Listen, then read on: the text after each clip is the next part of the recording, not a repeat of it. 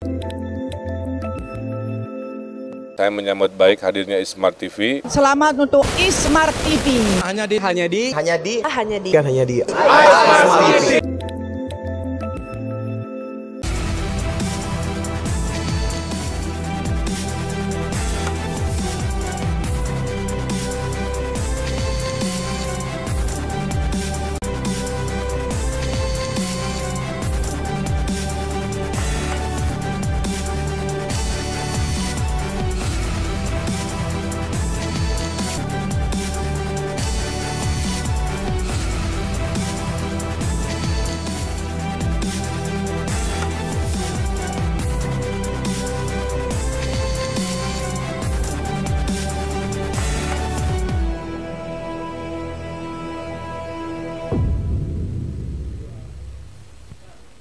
Hadirin dan pemirsa, episode perdana The Indonesian President Institute dengan tema Pasca Penandatanganan Undang-Undang Cipta Kerja Nomor 11 Tahun 2020 oleh Presiden Joko Widodo disiarkan langsung dari Brix Cafe, Jalan Setiabudi 272, Bandung.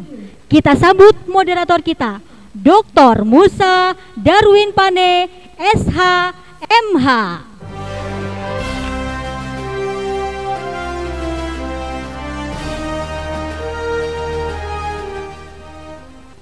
Assalamualaikum warahmatullahi wabarakatuh. Salam sejahtera bagi kita semua. Om Santi Santi Om, Namo Buddhaya, salam kebajikan. Pemirsa, hari ini TV di Indonesian President Institute hadir buat kita semua. Di negara hukum Indonesia, TV menghadirkan diskusi-diskusi dengan para pakar di bidangnya. Pada hari ini kita akan bahas mengenai Omnibus Law atau yang dikenal dengan Undang-Undang Cipta Kerja. Telah hadir pada saat ini narasumber yang luar biasa. Yang pertama, Bung Rafael Situmorang, sarjana hukum, adalah dari Provinsi Jawa Barat, Dewan Perwakilan Rakyat Daerah. Kemudian ada ahli hukum dan ketua umum Kedaulatan Indonesia Sehat Aman kita, Bapak Marojahan Panjaitan.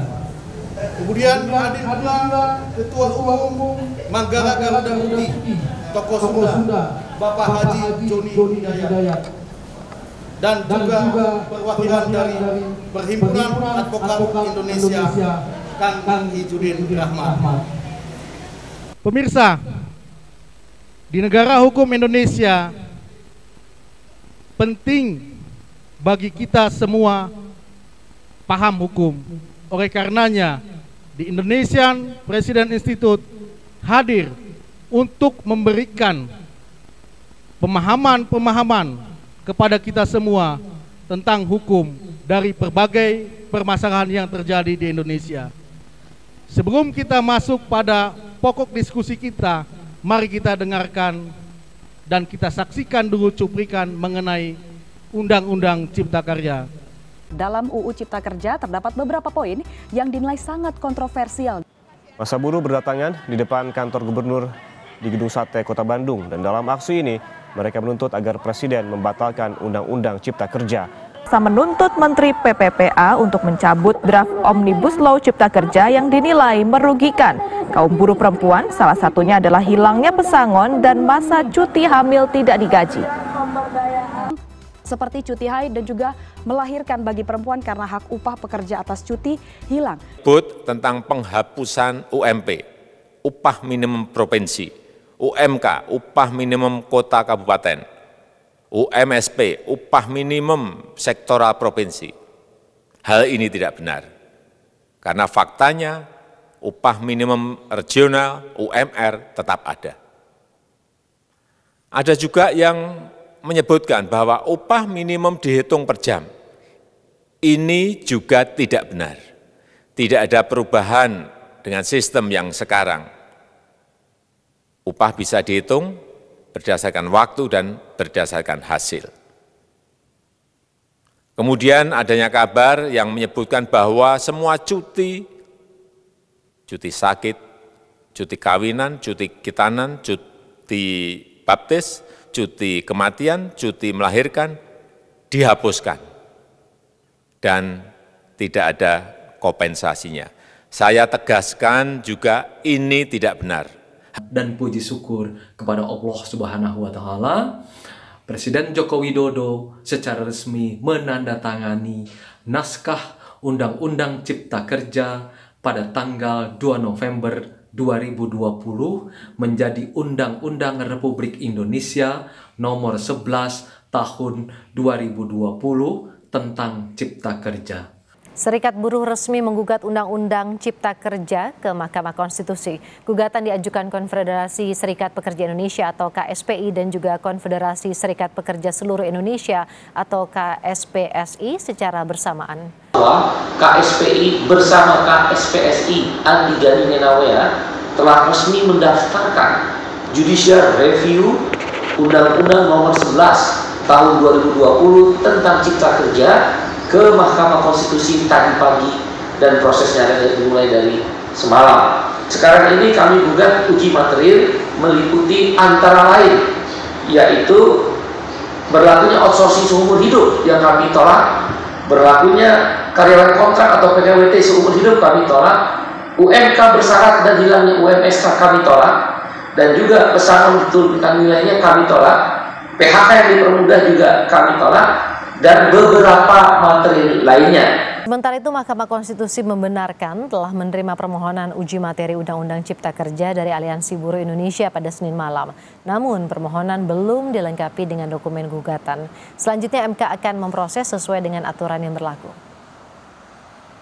Bisa kita diskusikan bersama isu-isu mengenai Undang-Undang Cipta Kerja ini dari awal sampai dengan ditandatangani oleh Presiden kita Joko Widodo itu begitu menarik ya, banyak polemik sana sini sehingga pada hari ini Indonesia Presiden Institut sangat antusias untuk kembali mendiskusikan ini dengan para pakar yang ada.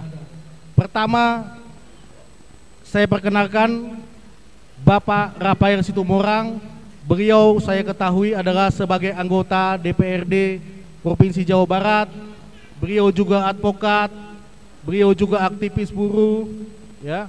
Kemudian pada saat ini tentu sangat penting kita mengetahui dari beliau tanggapannya mengenai bagaimana sih mulai dari proses sampai dengan disahkannya Undang-Undang Cipta Kerja itu oleh Presiden kita. Kemudian cara kedua nanti ada Bapak Marujahan Panjaitan. Beliau adalah Ketua Umum Ormas kita, Kedaulatan Indonesia Tetap Aman. Beliau juga saya ketahui sebagai ahli hukum administrasi negara dan hukum tata negara dari Sekolah Tinggi Hukum Bandung. Kita penting mendapatkan tanggapan dari beliau mengenai undang-undang ini. Kemudian pembicara ketiga, beliau adalah Ketua Umum Manggara Garuda Putih, beliau tokoh Sunda, Bapak Haji Joni Hidayat. Kita akan melihat dari perspektif masyarakat, bagaimana menanggapi Undang-Undang Cipta Kerja. Dan yang terakhir, ada perwakilan dari Perhimpunan Advokat Indonesia, Peradi Bandung, Kang Ijudin Rahmat. Tentu kita di negara hukum ini penting juga masukan-masukan dari pengacara atau advokat. Baiklah pemirsa, kita diskusikan bersama. Bung Rafael atau Pak Rafael ya. Bung Rafael mungkin bisa.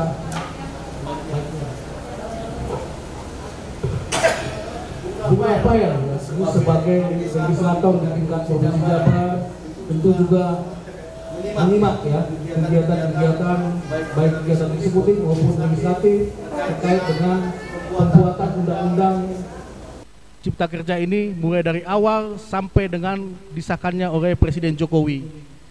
Bagaimana tanggapan daripada Bung Rafael mengenai Undang-Undang Cipta Kerja? Terima kasih. Jadi Undang-Undang Cipta Kerja ini sebenarnya didorong oleh keinginan Presiden Jokowi untuk memudahkan investasi, kemudian ada kemudahan berusaha. Karena ada tantangan memang pertumbuhan ekonomi kita belum maksimal. Jadi diharapkan dengan Undang-Undang Cipta Kerja ini menciptakan lapangan kerja baru, muncul usaha-usaha kecil yang bisa berkembang dengan memudahkan kemampuan berusaha, dan memang memudahkan perizinan-perizinan supaya perizinan lebih sederhana dan lebih terjangkau. Nah, itu semangatnya sebenarnya. Nah, kalau dari sisi proses soal waktu bisa debatable. Orang bilang kalau waktunya singkat tidak mungkin mengakomodir semua stakeholder. Tapi dengan cara sekarang bisa-bisa saja. Tapi yang paling penting adalah semua stakeholder dilibatkan tidak, meskipun tidak secara fisik. Itu yang paling penting sebenarnya. Nah, kalau soal itu saya pikir agak bisa dimaklumi lah waktu. Nah, yang jadi polemik memang soal khusus ketenagakerjaan. Jadi kan ini kan semua omnibus law ini banyak.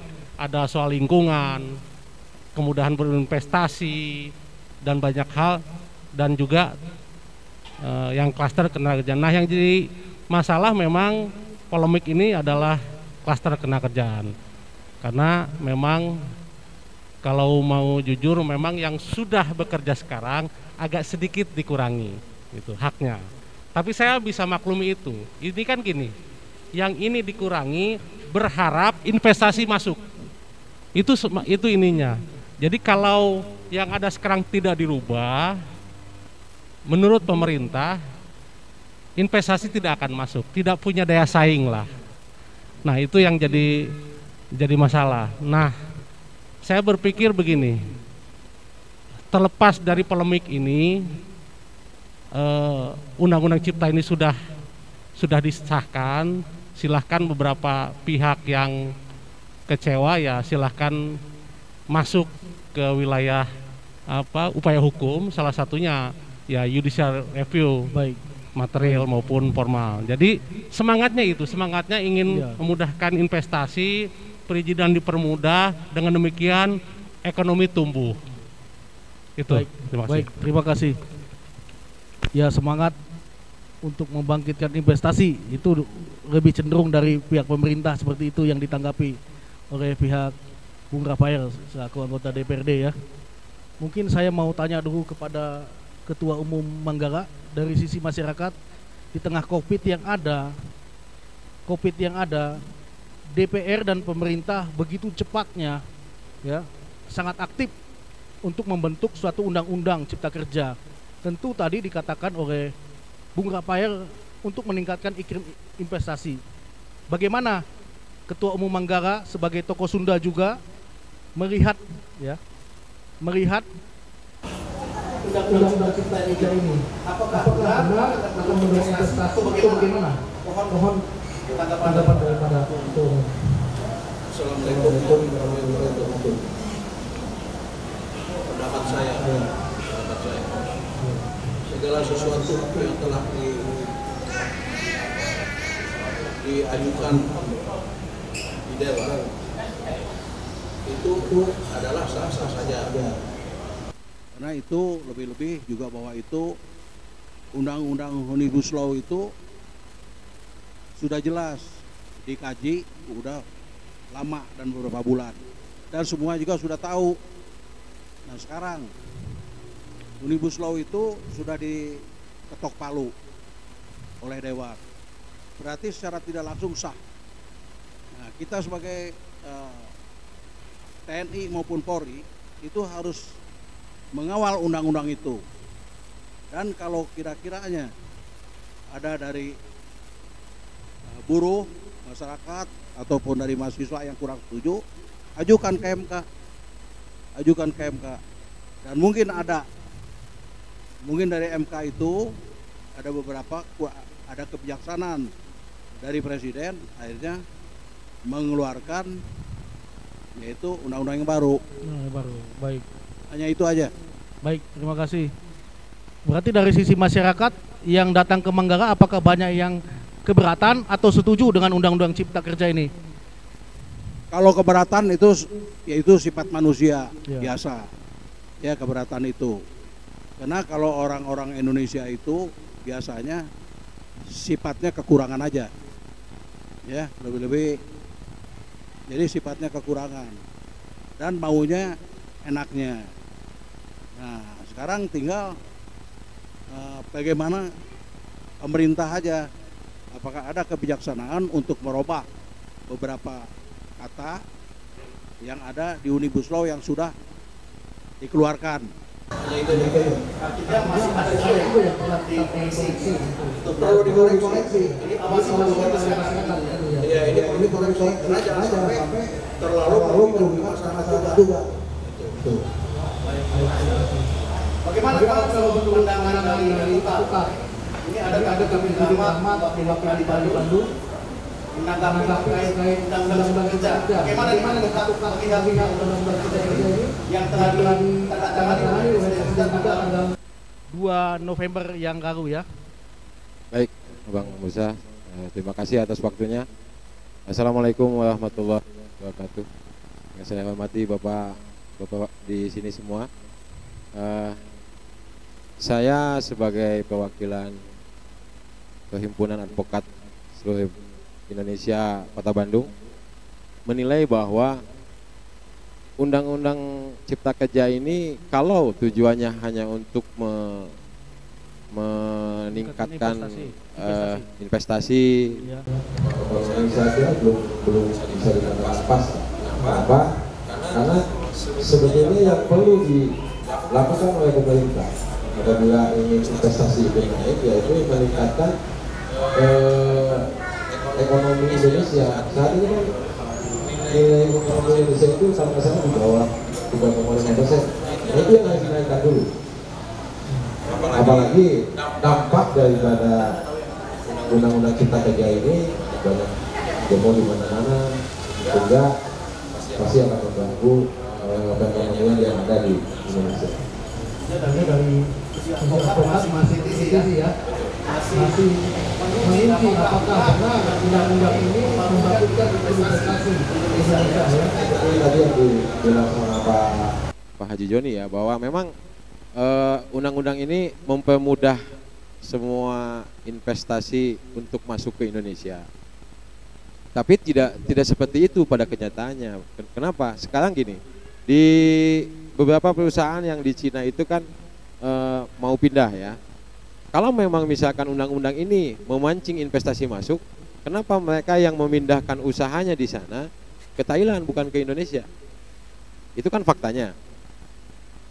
Kalau betul misalkan pemerintah mengeluarkan undang-undang Cipta Kerja ini untuk menarik investor ke Indonesia, meskipun undang-undang ini masih baru ya, belum bisa terlalu dalam diuji kan? Betul. Masih baru. Tapi dari keadaan yang baru ini saja belum ada pergerakan investasi yang meningkat drastis gitu ya? Saya menilai belum ada. Belum ya? Oke, baik. Terima kasih.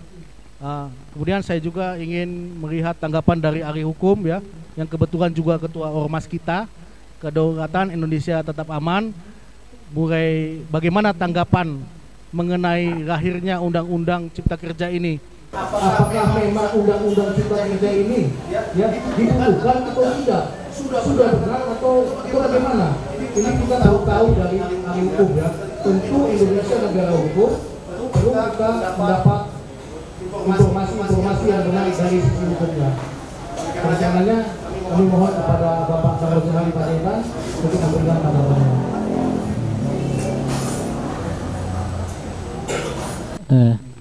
Selamat sore, Sampurasun, Rampes. Salam sehat, aman dan damai untuk kita semua.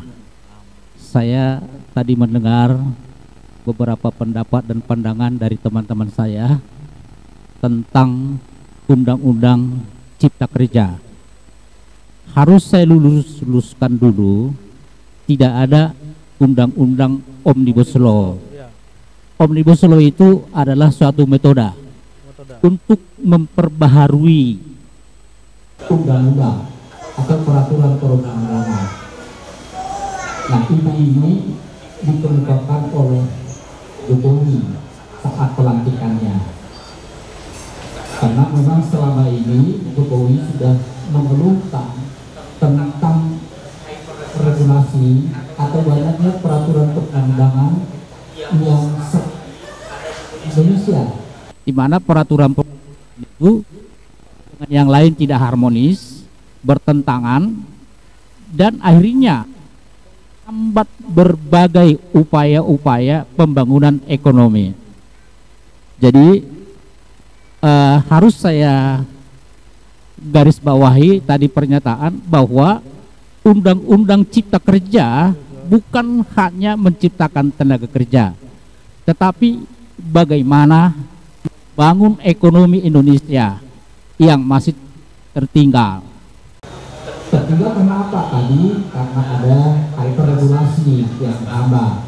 Kedua, dengan kemajuan ilmu dan teknologi yang begitu besar, kita sekarang masuk revolusi industri 4.0, Society 5.0, Web 5.0, manusia digital 5.0, 4G mulai ini semua memerlukan aturan-aturan hukum atau peranata-peranata hukum agar ini kemajuan ini bisa jadi dalam satu undang-undang cipta kerja dengan mempergunakan metode Omnibus Law. Biasa 76 undang-undang diubah dalam waktu yang singkat. Bayangkan kalau ini diubah mungkin sekitar 30 tahun kemudian kalah kita. Kenapa? Biaya besar, waktunya lama, benturan kepentingan politik ini yang sangat kita khawatirkan. Nah, oleh karena itu metode ini diperkenalkan. Dan ini sebenarnya Indonesia sudah tertinggal mempergunakan ini karena banyak negara-negara yang sudah mempergunakan ini dan mereka berhasil. Indonesia 76, Irlandia 3.225 undang-undang disatukan menjadi undang-undang dan mereka berhasil. Nah ini karena investasi sebenarnya itu kan hanya salah satu poin dari Undang-Undang Cipta Kerja ini. Membaca Undang-Undang Cipta Kerja ini tidak hanya dari sudut itu, karena ini ada satu sistem yang ada 11 klaster. Per klaster pun harus kita baca Undang-Undang Cipta Kerja, seragamkan, sandingkan dengan undang-undang yang dirubah. Nanti akan kita tahu di mana kekurangannya, kelebihannya. Proses pembuatannya tadi juga saya katakan cepat, tetapi biarpun cepat tidak berarti melampaui atau menyimpangi berbagai proses-proses pembuatan undang-undang. Karena ini dibentuk oleh beberapa ahli sesuai dengan klaster-klaster dibangun bekerja sekaligus, kemudian hasilnya dibuat, serahkan ke DPR, dibahas dan diundangkan. Jadi begitu. Sekarang sudah diundangkan, selesai sudah. Dalam teori demokrasi ada dua fase. Fase pertama proses pembentukan. Di sini boleh kita bertengkar, ribut dan sebagainya. Untuk apa? Untuk mencari solusi yang lebih baik. Fase kedua adalah sudah ada keputusan, laksanakan. Ada kekurangan, perbaiki. Ada kelemahan, perbaiki. Prosesnya, mekanismenya sudah diatur juga dalam undang-undang. Bagi mereka yang tidak setuju, misalnya tadi kita dengar KSP akan menggugat, silakan nanti kita bahas. Misalnya kan begitu, silakan berada kan begitu. Jadi saya selalu ajarkan begini, selesaikan masalah hukum menurut hukum, bukan berdasarkan atau dengan kekerasan. Sebab itulah hukum dihadirkan. Baik. Jadi selesaikan masalah hukum sesuai dengan hukum. Ingat ya pemirsa, Omnibus Law itu metode. Undang-undangnya namanya Undang-Undang Cipta Kerja. Tujuannya menurut pakar ahli Han itu sangat baik. Dan proses soal cepat atau tidaknya masih dalam prosedur yang dimungkinkan. Sebelum kita diskusikan bersama lagi, kita break sejenak.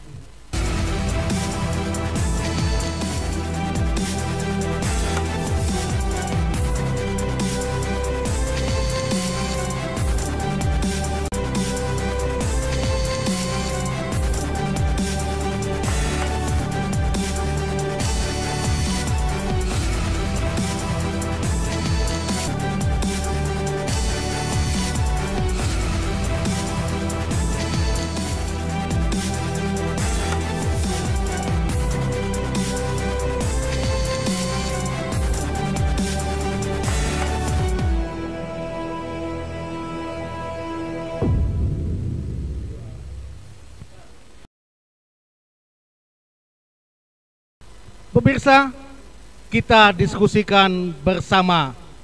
Segmen kedua, Undang-Undang Cipta Kerja ini menimbulkan polemik yang luar biasa. Sebelum disahkan oleh Presiden Jokowi, banyak demonstrasi. Setidaknya tanggal 6, 7, 8 Oktober itu luar biasa demonstrasi massa ya.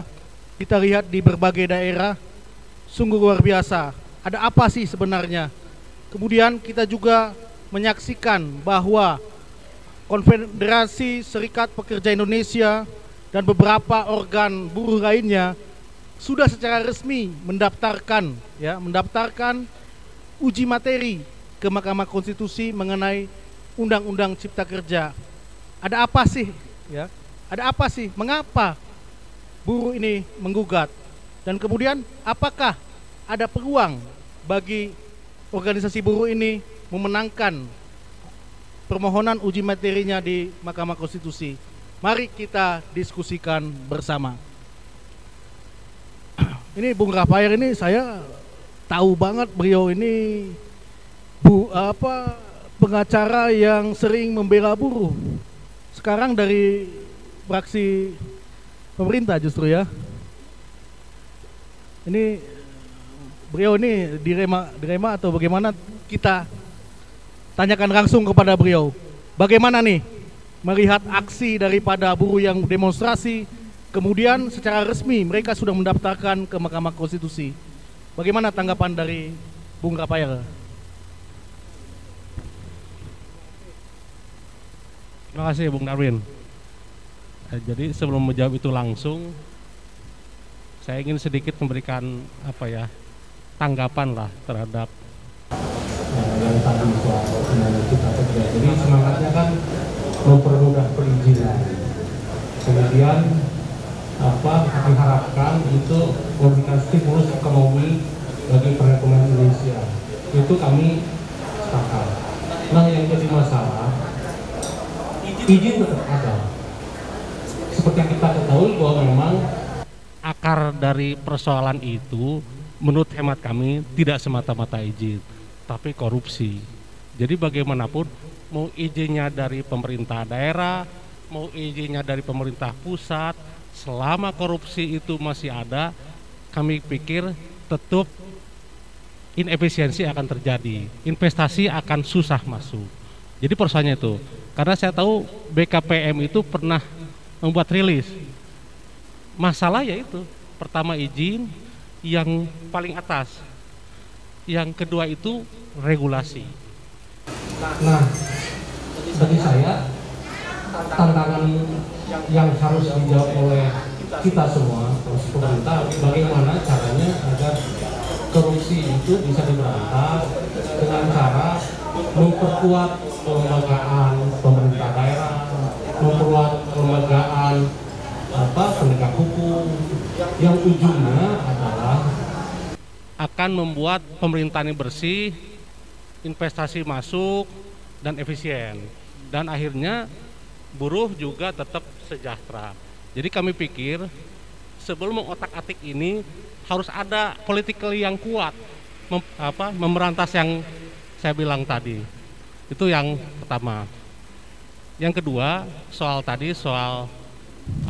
kegelisahan para buruh, ya saya ini hanya menyampaikan lah. Jadi memang ya bisa diperdebatkan ya. Pertama itu ada kegelisahan outsourcing itu nanti untuk segala jenis. Kalau dulu kan hanya beberapa kegiatan yang tidak berhubungan langsung dengan produksi. Nah itu nanti untuk segala jenis. Yang kedua ada namanya PKWT, perjanjian kerja waktu tertentu. Nah itu nanti tidak ada batas waktu. Ya itu yang menjadi kegelisahan karena dari sisi kepastian hukum nanti agak gelisah teman-teman buruh. Ada juga soal UMK. Nah memang UMK ini tidak hilang, tapi bahasanya bila diperlukan. Kalau dulu memang UMK jelas ada. Nah nanti repotnya adalah menghitung, karena gini, kalau ada UMP itu kan upah minimum terendah diambil dari kabupaten kota. Contoh Jawa Barat 1,8 itu kalau tidak salah upah dari Banjar. Nah bagaimana menghitung upah Bandung, Karawang dan segala macam. Nah itu yang memang sampai sekarang masih perlu kejelasan lah ke depan bagaimana.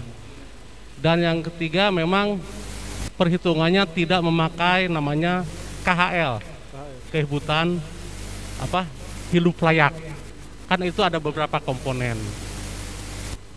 Nah kemudian juga PHK. Ada PHK yang memang relatif lebih mudah. Dan kalau dulu PHK yang dilakukan oleh pengusaha itu pesangonnya 2 kali PMTK namanya. Dan beberapa hal lagi lah. Jadi itu kegelisahan-kegelisahan teman-teman serikat pekerja. Nanti akan kita uji lah apakah memang kegelisahan-kegelisahan itu diuji nanti Mahkamah Konstitusi itu bisa diperbaiki apa tidak. Tapi pendapat saya memang Undang-Undang Cipta Kerja ini baik.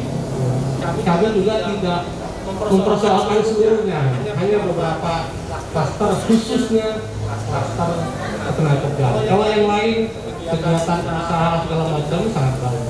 Tapi yang jadi poin kami adalah persoalan kita ini adalah yang kita di penguatan kelembagaan supaya kelembagaan ini efisien, bersih, dan korupsinya bisa diberantas agar iklim usaha bisa baik dan upah buruh itu sebenarnya.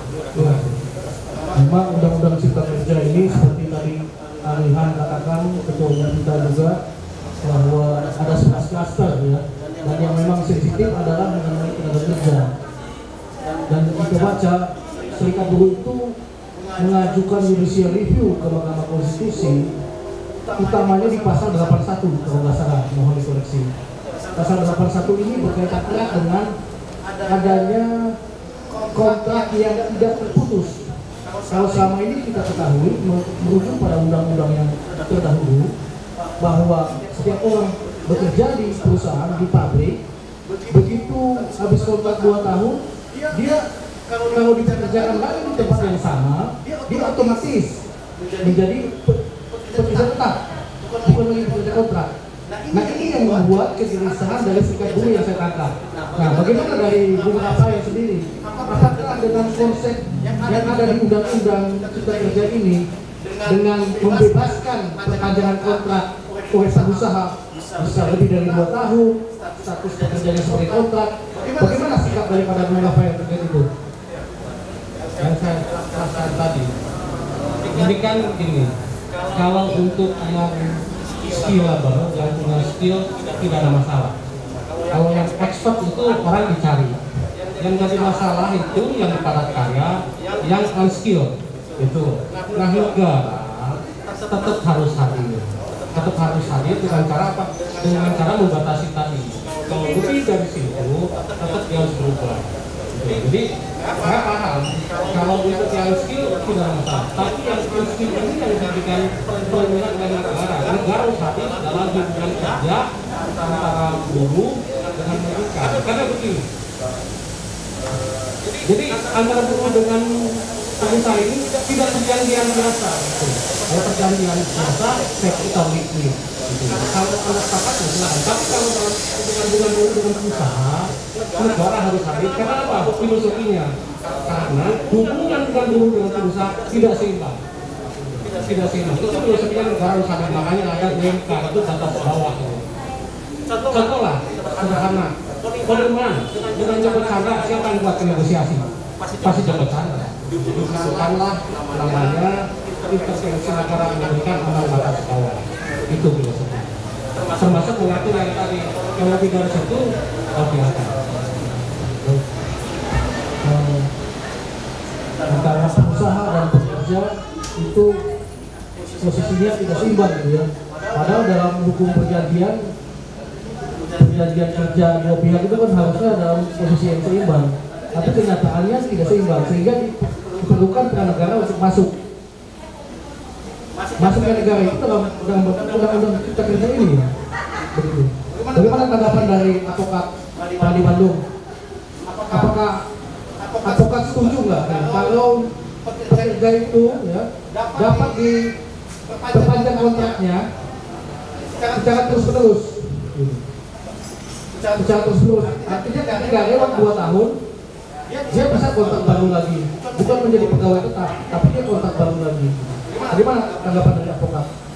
Ya, tadi yang dibilang betul, jadi ada ICG pada saat tadi ada dua guru ya, pertama yang miskin, kedua ya paling kaya. Yang paling kaya ini menjadi bagian daripada tanggung pemerintah untuk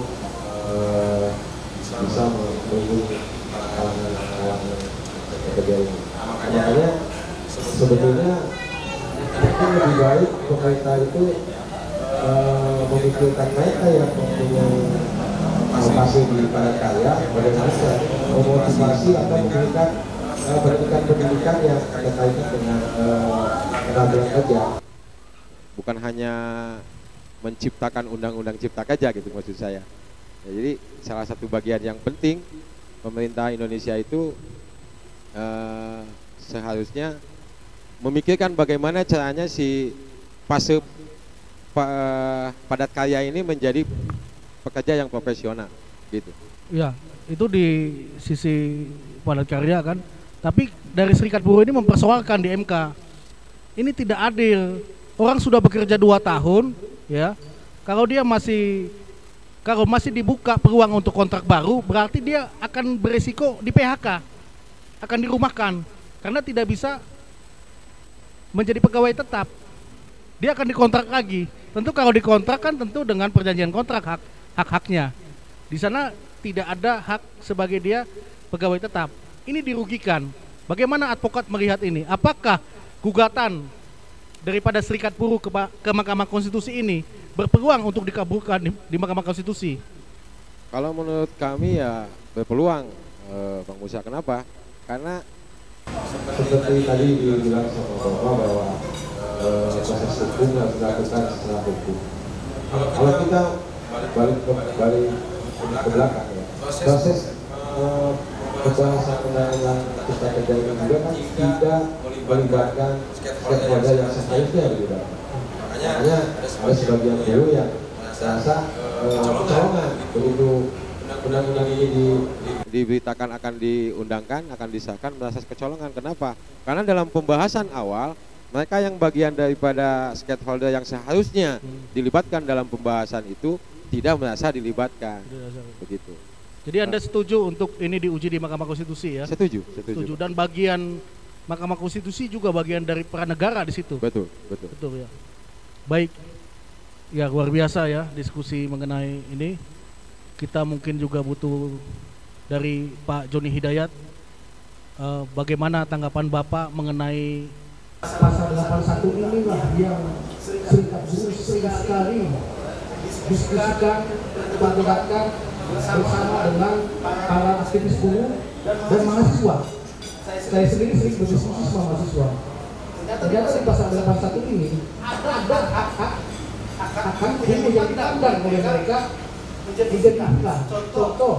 Jika dia sudah 2 tahun bekerja di suatu pabrik atau perusahaan, tentu dia ingin bekerja di tempat itu lagi, tentu menjadi pegawai tetap. Namun dengan adanya Undang-Undang Cipta Kerja ini, dia statusnya tetap menjadi pegawai kontrak. Artinya diberi hak kepada pengusaha untuk memperpanjang kontrak melebihi daripada 2 tahun. Ini bagaimana dari pandangan dari tokoh masyarakat? Kalau pendapat saya, bahwa untuk memperpanjang kontrak sesuai dengan apa yang permintaan buruh itu bagus. Nah, sekarang kalau pemerintah mengajukan kemajuan buruh juga, apa yang Bapak itu bilang bahwa coba korupsi hilangkan dulu korupsi itu. Jadi jangan tebang pilih istilahnya. Karena kan kalau korupsi itu kan sudah jelas bahwa pidana itu, hukum itu adalah sebagai panglima. Dan harus dikawal. Sekarang ternyata buktinya banyak yang korupsi sekian triliun, sekian ini. Tapi ternyata tidak ada tindakan dari pemerintah. Coba sekali-kali pemerintah itu ada memberikan hukum mati sesuai dengan apa yang telah dibicarakan. Nah, masalah kita lihat satu bukti demo itu kan di sini kan negara kita negara demokrasi.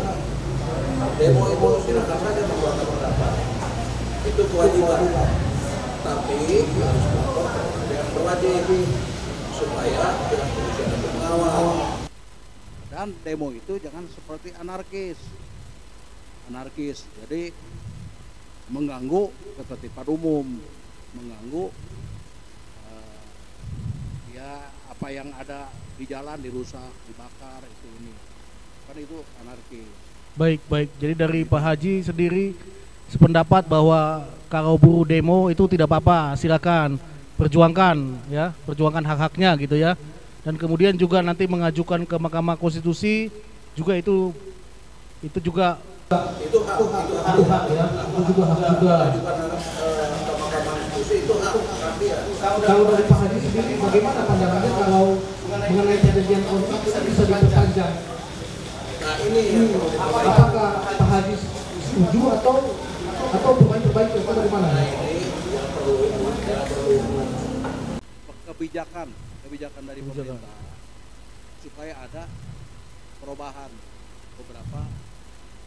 beberapa undang-undang Cipta Kerja ini. Hanya itu aja. Baik, terima kasih. Luar biasa ya. Kita diskusikan bersama. Sekarang kita dengarkan ahli Han yang kebetulan juga Ketua Ormas Kedaulatan Indonesia Tetap Aman. Mungkin kita sudah ketahui bersama bahwa ada kurang lebih 3 serikat buruh yang sudah mengajukan ke Mahkamah Konstitusi, dan utamanya adalah seperti yang sudah dijelaskan tadi oleh Rafael, ada beberapa item, dan yang lebih khususnya lagi sebenarnya adalah mengenai adanya perjanjian kontrak yang tanpa batas. Artinya pengusaha diberikan kewenangan untuk memperpanjang kontrak, tentu hak-hak tenaga kerja sesuai dengan hak sebagai pegawai kontrak, bukan pegawai tetap. Nah ini bagaimana dari Pak Marojahan menanggapi hal itu?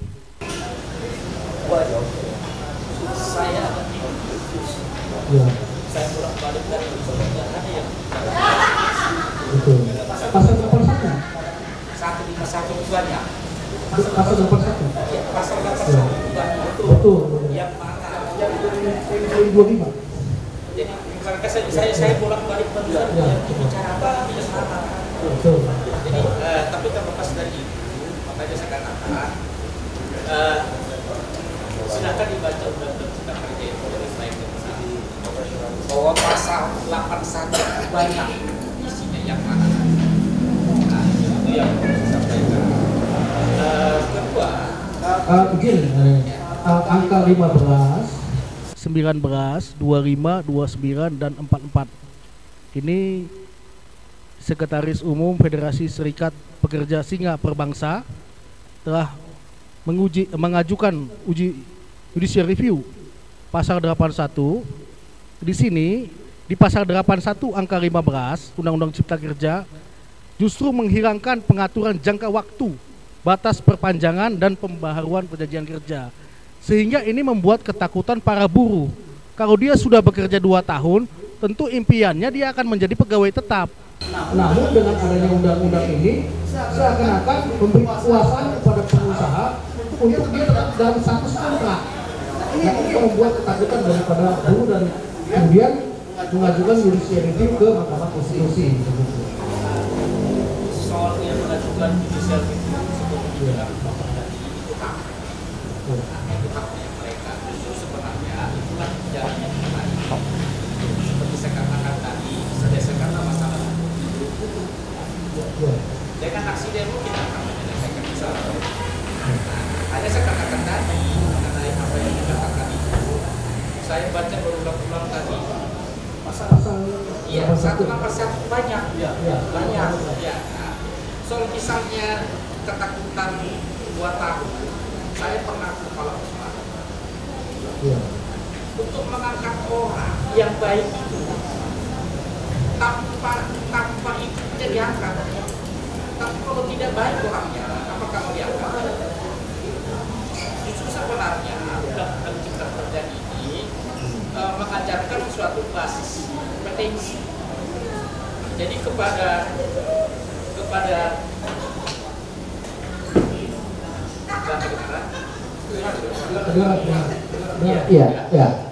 Jadi kepada para pekerja ini diharapkan dia membangun kompetensinya. Jadi jangan, saya selalu katakan, jangan UMR yang diperjuangkan, tapi tunjukkan dirimu supaya kamu punya nilai tawar kelak. Maka nanti yang menentukan gajinya bukan perusahaan, tetapi dirinya. Itu sebenarnya. Kalau kita masih berpikir UMR, kita tetap jadi buruh. Jadi undang-undang ini mengarahkan ke arah situ. Jadi kita harus berpikir ke sana.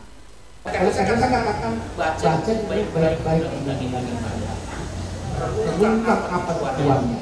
Lihat kepada konsiderasinya. Dalam konsiderasi saya simpulkan itu adalah dalam rangka membangun negara kebahagiaan. Itu tujuannya sebenarnya. Sehingga ketika pekerja masih berpikir UMR, dia akan tetap menjadi buruh. Kita sering mendengar manusia 1 miliar, 10 miliar dan segala macam. Sebenarnya ini yang kita harus lakukan. Dalam kerangka ini sebenarnya apa yang dilakukan? Pendidikan. Pendidikan Indonesia saat ini harus dirubah menjadi pendidikan berbasis kompetensi. Jadi itu yang harus, karena selama ini pendidikan kita itu hanya berbasis teori. Teori aja saja, tidak pernah berbasis kompetensi. Teori baca bukunya. Tapi beri inovasi dan kreativitas kepada karyawan ini supaya kelak dia bisa punya nilai tawar. Kenapa saya katakan begitu? Saya katakan saya pernah jadi kepala personal dulu. Jadi saya melihat karyawan mana yang baik dan sebagainya. Tanpa diminta dia menjadi pegawai tetap. Tetapi kalau misalnya malas, apa mungkin kita?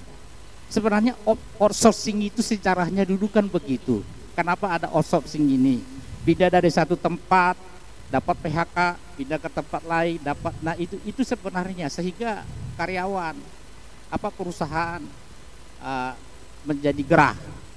Nah kalau dikatakan tadi tidak ada keseimbangan antara karyawan dengan pengusaha. Cukup seimbang. Karena undang-undang ini kita lihat orang yang terlibat jangan sekalipun keluarganya ditanggung perusahaan. Dia terlibat melakukan pidana dalam itu. Pengusaha menanggung. Jadi kurang apa lagi? Nah ini Jadi masih banyak lagi yang maka kita renungkan. Soal misalnya mereka mengajukan ke Mahkamah Konstitusi, ya silahkan aja, itu sah-sah, itu hak mereka. Tapi kalau misalnya dikatakan apa gugatannya dipenuhi, nggak boleh saya mah. Itu melanggar hukum itu. Melanggar hukum, nggak boleh saya mendahului. Kenapa? Kemerdekaan kehakiman itulah merdeka. Tidak boleh kita katakan harus baik mana. Jadi ini yang harus kita pikirkan. Sehingga dengan demikian perdebatan itu kata saya sebenarnya saya menyarankan apa? Mari kita awal pelaksanaan undang-undang ini dalam penerbitan PB, PPS, boleh juga nanti peraturan Perda ke bawah akan bahas ke itu sebenarnya yang harus kita awal. Nanti izin itu kita akan bahas ke segmen terakhir. Oke. Jadi apakah ya tugas negara itu kan untuk menjamin setiap warga negaranya untuk mendapatkan pekerjaan, mata pencarian yang layak. Bagaimana kita bisa menjamin mata pencariannya layak ketika dia baru saja bekerja 2 tahun, dia seharusnya sudah dapat hak untuk menjadi pegawai tetap, namun akhirnya diperpanjang tetap dengan status pegawai kontrak. Nah, ini bagaimana ini dari sisi hukumnya? Apakah memang adil atau bagaimana ini? Tugas negara, apakah negara memang sudah hadir dengan dia memberikan kewenangan pengusaha untuk memperpanjang kontrak sehingga statusnya akan riskan untuk di PHK. Habis kontrak ya putus begitu saja kan? Habis kontrak. Sehingga masa depan mereka 2 tahun bekerja di pabrik yang satu, kemudian di PHK. Di PHK karena habis kontrak. Putus hubungan. Kemudian 2 tahun lagi akan pindah ke tempat lain. Nah, ini kan akan merugikan buruh. Bagaimana dari sisi ahli hukum? Jadi begini, dalam negara kebahagiaan itu negara punya 2 fungsi. Negara sebagai pengusaha, negara sebagai pelindung. Sebagai pengusaha, dia akan memperhatikan seluruh kepentingan warga. Sebagai pelindung, dia akan melindungi warga negara. Di dalam undang-undang ini ditegaskan pemutusan hubungan kerja itu tidak bisa sembarangan. Ada aturan-aturan yang sudah diatur. Kalau misalnya 2 tahun misalnya diperpanjang, dia diperpanjang terus, maka seperti saya katakan tadi, kenapa dia masih tetap sebagai kontrak? Ya. Kenapa dia? Jadi kita jangan hanya melihat dari satu sisi, karena kepentingan pengusaha juga harus kita lihat, kepentingan negara juga kita lihat. Saya pernah bertanya kepada seorang pengusaha. Ketika saya makan dengan dia, apa yang saya tanya? Apa yang kau pikirkan sekarang? Apa dia jawabannya kepada saya? Saya berpikir, apakah seluruh karyawan saya ini makan atau tidak? Kan yang dipikirkan mereka adalah bagaimana menjadi karyawan. Ketika saya dulu kepala personalia, setiap hari Kamis, padahal saya kepala personalia, sudah ditanya, tagihan kita di mana? Untuk apa, Pak? Untuk nanti membayar hari Sabtu. Kalau hari Jumat sudah tidak, dia udah pusing dia. Oleh karena itu sampai katakan tadi, harus kita berpikir keseimbangan antara kepentingan pengusaha dan kepentingan buruh. Itu prinsip dalam good corporate governance. Bagaimana harus buruh, karyawan menjaga perusahaan agar tetap eksis. Saya punya seorang klien dulu, orang Taiwan di Bandung. Dia katakan kepada saya digaji perusahaan 10.000, maka saya harus mengembalikan ke perusahaan 10 juta. Kenapa? Supaya perusahaan ini bangkit, besar. Kalau ini sudah besar, nanti saya minta gaji lagi 20.000 dan begitu seterusnya. Itu harusnya yang harus kita edukasi kepada karyawan. Baik. Jadi kita jangan hanya menuntut dari satu sisi, hanya haknya yang dituntut, kewajibannya tidak. Ya. Kan begitu. Baik, tentu ini akan menjadi diskusi yang akan panjang ya. Ya. Nanti mungkin di segmen ini kita akan diskusikan lagi, namun kita break sejenak.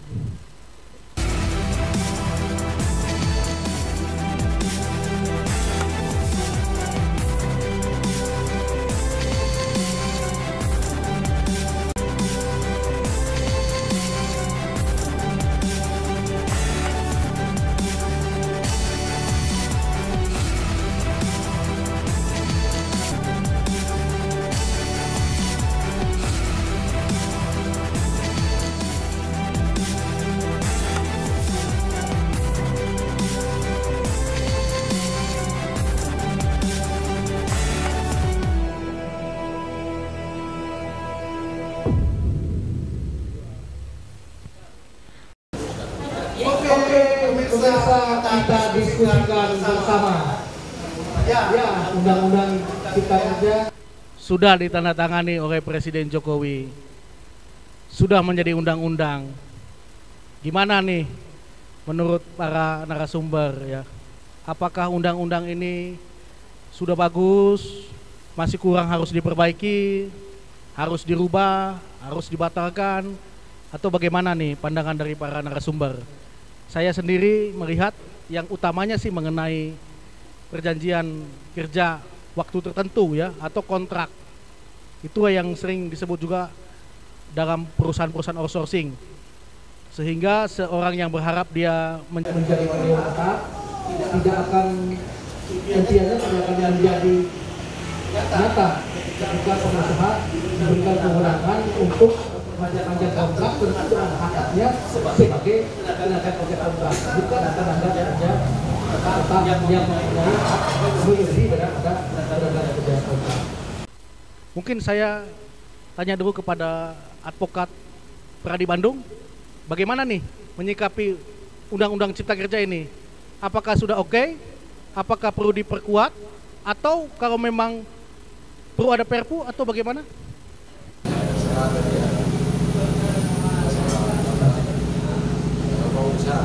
Kita harus membuka mata. Nah, kita harus membuka mata bahwa sebelum Undang-Undang Cipta Kerja ini dirubah dengan ketentuan yang tadi bahwa usaha boleh menerapkan kontrak itu tanpa batas waktu. Kemarin sebelum undang-undang ini berlaku aja dibatasi 2 tahun. Di lapangan kita sebagai advokat banyak menemukan pengusaha-pengusaha yang nakal, Pak. Jadi si karyawan ini dibikin kontrak 1 tahun, sebelum 12 bulan ya, dihentikan kontraknya. Hentikan. Seminggu kemudian kontrak baru lagi. Jadi dibikin sistem seperti itu untuk mengelabui hukum. Dan ini juga yang kami harapkan kepada pemerintah untuk bisa membaca dari sisi ini, karena di lapangan para buruh kita itu menjadi korban dalam tanda kutip ya, kepintaran para pengusaha dalam mensiasati undang-undang. Jadi intinya undang-undang ini belum dibuat dibebaskan saja waktunya untuk mengkontrak buruh. Sudah banyak perlakuan pengusaha yang dirugikan buruh, salah satunya di lapangan seperti yang kita tadi bicarakan, ada yang karyawan dikontrak 1 tahun, sebelum 1 tahun 11 bulan sudah diputus kontrak, seminggu kemudian dibikin lagi kontrak baru.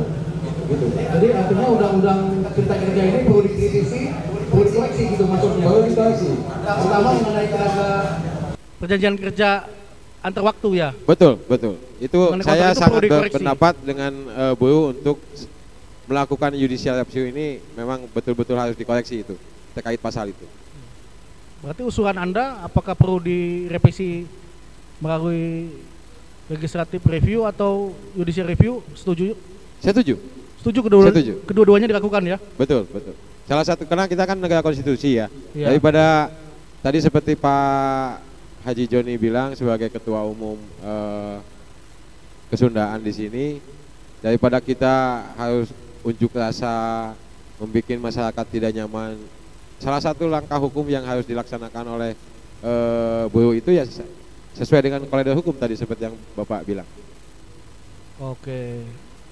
Bagaimana pandangan dari Pak Haji Joni Hidayat? Apakah Undang-Undang Cipta Kerja ini perlu direvisi atau perlu dirubah semuanya dengan peraturan pengganti undang-undang, atau perlu diperkuat dengan peraturan pemerintah atau peraturan presiden? Bagaimana pandangan daripada sebenarnya undang-undang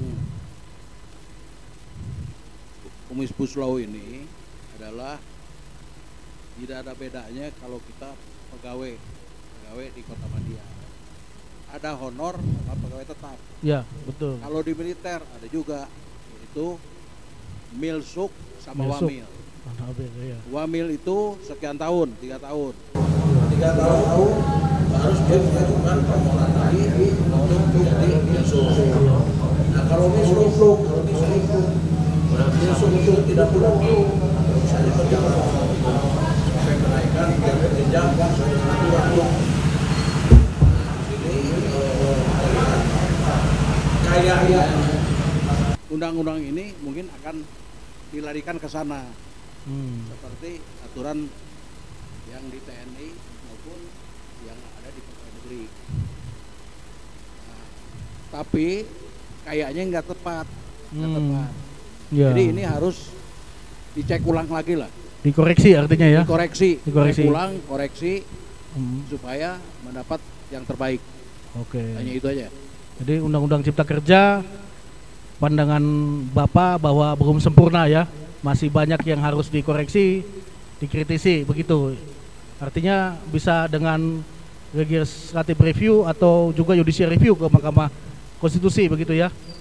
Begitu ya, terima kasih. Jadi maksudnya jangan sampai banyak yang dirugikan. Ya. Karena kenapa buruh itu mau demo, mahasiswa ikut demo? Karena ini kepentingan perut. Ya. Kalau udah kepentingan perut tidak ada yang dilihat. Tidak ada yang dilihat. Tidak ada yang dilihat. Ya. Pasti akan dilawan. Baik. Ya. Nah, ini kita lihat Jakarta. Saya juga ke Jakarta ikut lihat. Yang di Jawa Barat. Alhamdulillah Jawa Barat aman. Ya. Tidak terjadi itu ini. Ya. Cuman memang ada kalau misalnya demo buruh itu jelas PP mahasiswa jelas. Tapi ada juga yang ikut ini ikut konsep kepada demo yang kalau disuruhkan adalah sebagai provokator. Nah ini yang dijaga. Ini yang jadi dengan adanya kebetulan saya orang Jawa Barat, jadi dengan adanya aman Jawa Barat, alhamdulillah hanya itu aja Pak. Ya, betul. Ya. Oke, baik. Ini dua narasumber mengkritisi Undang-Undang Cipta Kerja, sepakat bahwa ada hal yang perlu dikritisi dan diperbaiki. Begitu yang saya tangkap ya.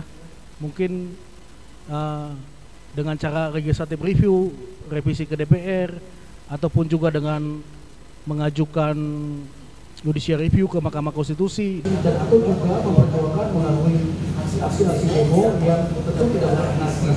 Itu yang saya katakan. Bagaimana kemudian tanggapan daripada Rafael terhadap itu? Apakah memang Undang-Undang Cipta Kerja ini sudah baik, tinggal perlu diperbaiki, perlu diperkuat oleh peraturan pemerintah, peraturan presiden, atau kalau memang buruk sama sekali perlu diganti ya dengan peraturan pengganti undang-undang, atau bagaimana nih pandangan daripada Bung Rafael?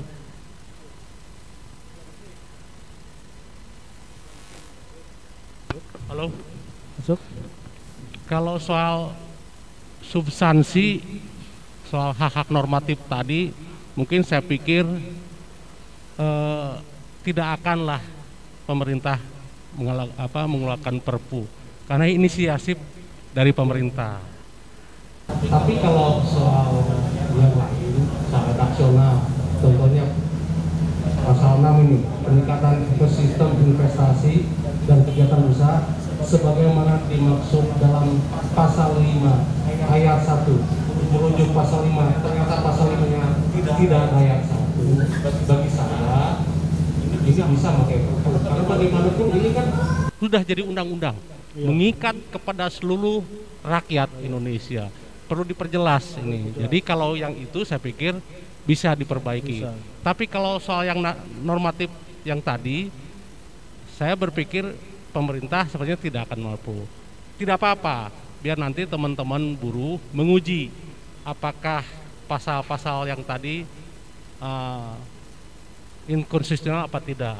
Jadi kami sendiri melihat bahwa secara keseluruhan sudah baik. Cuman ada beberapa saja khusus klaster ketenagakerjaan itu yang kami bisa. Jadi tidak semua undang-undang cipta kerja ini, yang lain saya pikir bagus. Kami berpikir bahwa kalau birokrasi diperbaiki, tata kelola diperbaiki, kompetensi kelembagaan diperbaiki, saya pikir yang tadi tidak akan otak-atik. Jadi jangan sampai korupsi tidak bisa diberantas, akhirnya upah buruh dikurangi, gitu. Itu prinsipnya. Terima kasih. Baik, ya. Berarti ada satu hal juga yang dipersoalkan dari 11 klaster, satu klaster mengenai ketenagakerjaan, Bung Rafael menyoroti itu perlu dikoreksi ya, dan kemudian ada juga kesalahan redaksi yang mungkin harus diperbaiki juga. Artinya Undang-Undang Cipta Kerja ini menurut Bung Rafael tetap perlu ada perbaikan seperti itu. Kemudian kami mau tanyakan kepada Ketua Umum kita, kedaulatan Indonesia tetap aman, yang juga kebetulan ahli hukum dan dari SPHB. Bagaimana tanggapan Bapak? Apakah Undang-Undang Cipta Kerja ini sudah baik, tidak perlu diperbaiki, atau perlu diperkuat dengan peraturan perundang-undangan, atau perlu ada perpu jika memang dianggap banyak yang fatal untuk diubah? Baik, kita harus tahu apa yang dimaksud dengan undang-undang yang baik.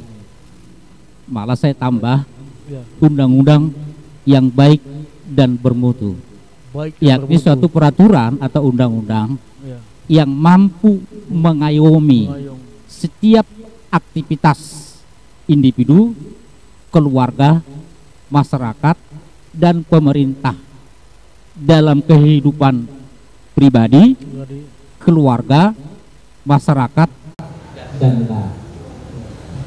Satu undang-undang yang baru diterbitkan pasti ada persoalan, karena setiap perubahan itu akan membawa persoalan. Hanya persoalan itu saya katakan tadi, selesaikanlah menurut hukum, bukan menurut kehendak sendiri.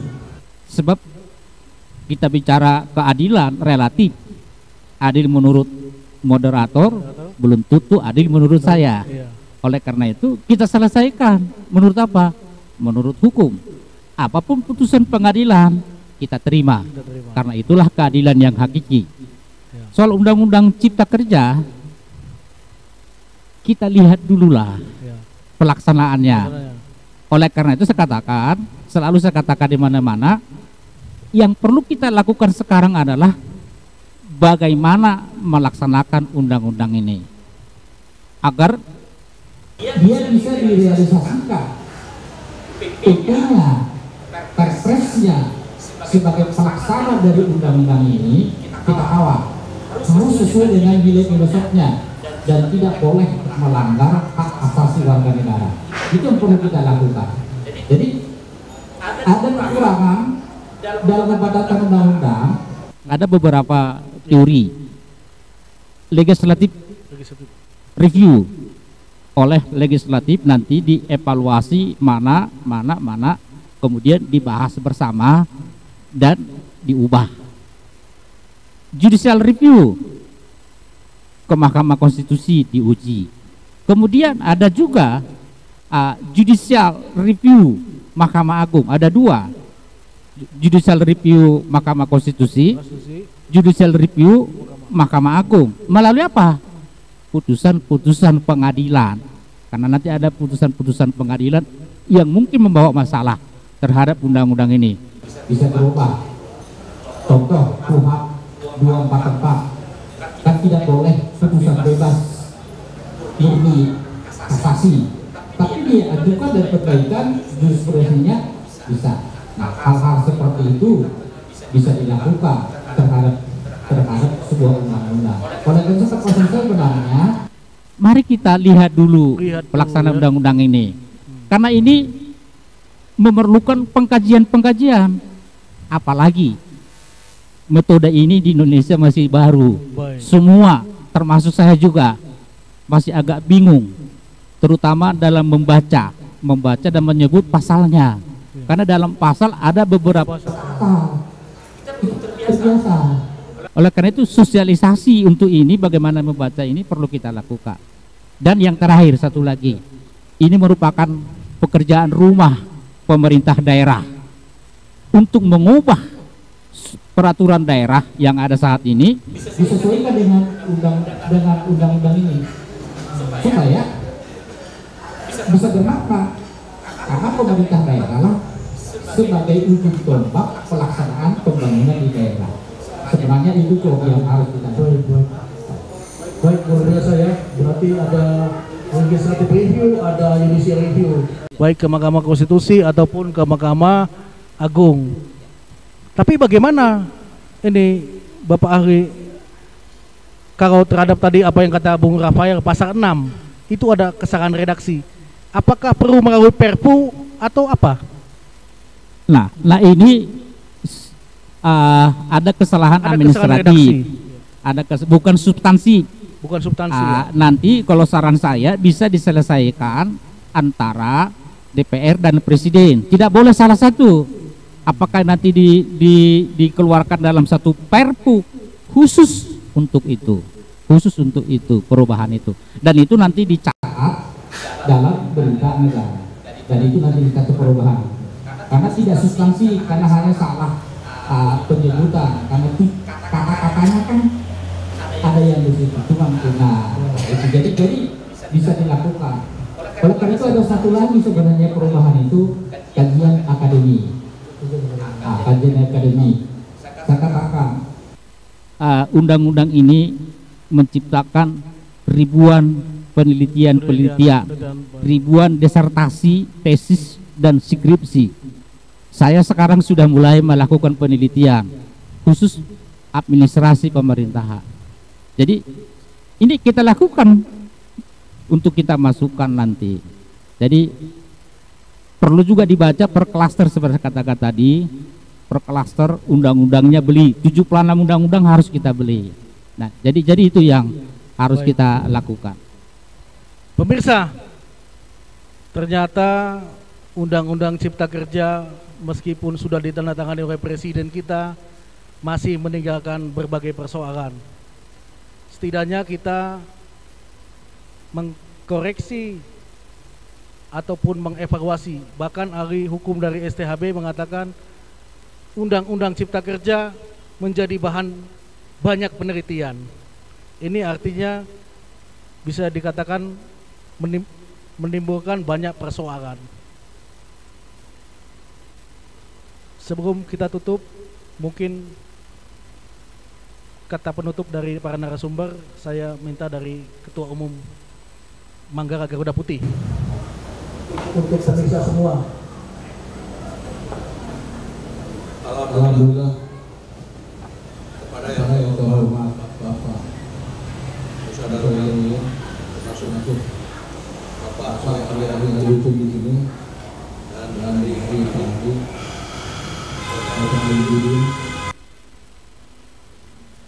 kira-kiranya untuk saya cukup, tapi nggak tahu kalau untuk yang lain.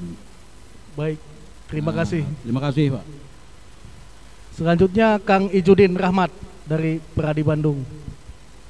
Ya, saya sangat terinspirasi sekali ya dengan acara ini. Jadi semoga menjadi bahan pembelajaran buat masyarakat bahwa segala sesuatu itu pasti ada efek. Perubahan undang-undang tadi Bapak bilang ada efek. Nah, efek itu kan buat masyarakat juga ada efek, buat pemerintah juga ada efek, buat kita juga efeknya. Catatan kita bahwa mari kita ambil positifnya, karena kami yakin bahwa pemerintah mengeluarkan undang-undang hak cipta kerja ini bertujuan baik, tidak ada niat untuk menyengsarakan buruh. Nah, cuman hal-hal yang kelewat atau tidak sesuai dengan keinginan buruh, mari kita proses itu sesuai dengan koridor hukum. Oke, terima kasih. Selanjutnya Bung Rafael, mungkin closing statement-nya. Terima kasih. Jadi tujuan undang-undang ini kan identik dengan tujuan negara lah. Itu sebenarnya. Cuman maksud kita bagaimana tujuan undang-undang itu terimplementasi dalam norma-norma yang dalam pasal.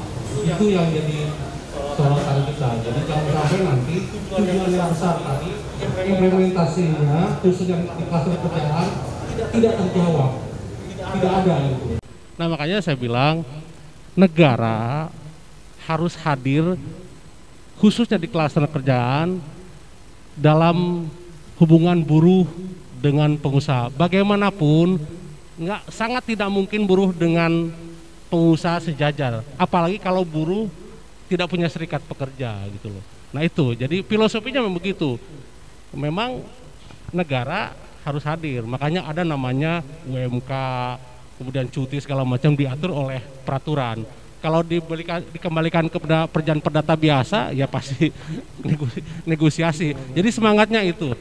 Jadi tujuan ini baik, cuman harus tergambar dalam pasal per pasalnya. Nah itu yang sedang diuji sekitar 5 pasal. Ya kita lihatlah nanti. Terima kasih. Baik, terima kasih. Selanjutnya dari Ketua Umum Kedaulatan Indonesia Tetap Aman. Sesuai dengan visi-misi kita, kedaulatan Indonesia tetap aman, mewujudkan Indonesia sehat, aman dan damai. Itulah yang kita harapkan atas kehadiran Undang-Undang Cipta Kerja ini.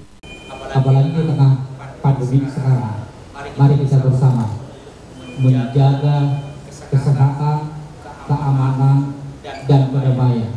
Sebab dalam suasana sehat, aman, dan damailah kita bisa bekerja. Kalau suasana kacau balau, tidak akan mungkin. Oleh karena itu, patuhilah protokol kesehatan. Jangan pernah melanggar itu, agar kita semua bisa sehat. Dengan sehat kita, Indonesia aman, maka ekonomi kita akan cepat pulih.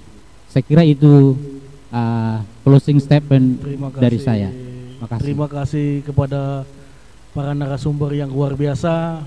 Biarkan segala apa yang kita sampaikan ini memberikan edukasi kepada masyarakat umumnya, supaya wujud negara hukum, semua orang harus paham hukum.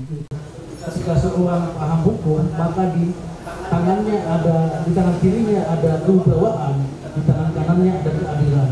Semoga kita dan negara ini bisa menjadi negara hukum yang sesungguhnya, bukan hanya negara hukum sesuai konstitusi saja, tetapi menjadikan negara hukum yang seutuhnya.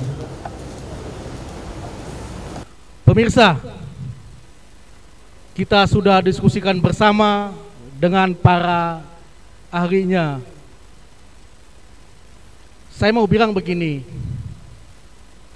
Indonesia maju, negara itu harus hadir kepada rakyat, kepada buruh. Jangan takut dikoreksi, jangan takut dievaluasi oleh masyarakat. Kalau negara itu sudah memberikan kesejahteraan, kalau negara itu sudah memberikan keadilan, sesungguhnya kita adalah negara kebahagiaan. Itu kata-kata saya menyetir kata-kata pendapat dari Ketua Umum kita, Bapak Mara Johan Panjaitan. Sampai jumpa di tema-tema berikutnya. Kita diskusikan bersama.